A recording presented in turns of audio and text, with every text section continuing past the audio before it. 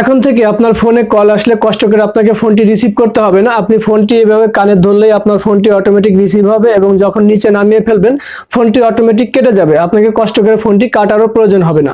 তো কিভাবে করবেন চলুন দেখিয়ে দিই। তার আগে ভিডিওটি শেয়ার করে অন্যকে দেখার সুযোগ করে দিবেন। এজন্য আমরা প্রথমে চলে আসবো প্লে স্টোরে এসে এখানে সার্চ বারে লিখবো রাইজ টু এয়ার লিখে যে অ্যাপ্লিকেশনটা দেখতে পাচ্ছেন এই অ্যাপ্লিকেশনটা আপনার ফোনের মধ্যে আপনি ইনস্টল করে নেবেন। ইনস্টল হওয়ার পরে অ্যাপ্লিকেশনটিকে এখান থেকে ওপেন করে দিবেন। ওপেন হওয়ার পরে এখান থেকে সমস্ত পারমিশন গুলো দিয়ে দিতে হবে। তো আমরা সমস্ত পারমিশন গুলো এখান থেকে দিয়ে দিব।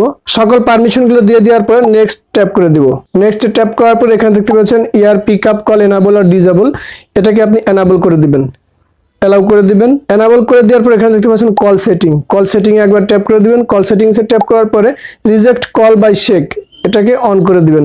অন করে দিয়ে আপনার কাজ শেষ। এখন থেকে ফোন আসলে আপনাকে কষ্ট করে আর ফোন রিসিভ করতে হবে না, এমনকি ফোনটি আপনাকে কষ্ট করে কাটতে হবে না, অটোমেটিক ফোনটি কেটে যাবে। আপনি যখন ফোনটিকে এভাবে শেক করবেন আপনার ফোনটি কলটি অটোমেটিক কেটে যাবে।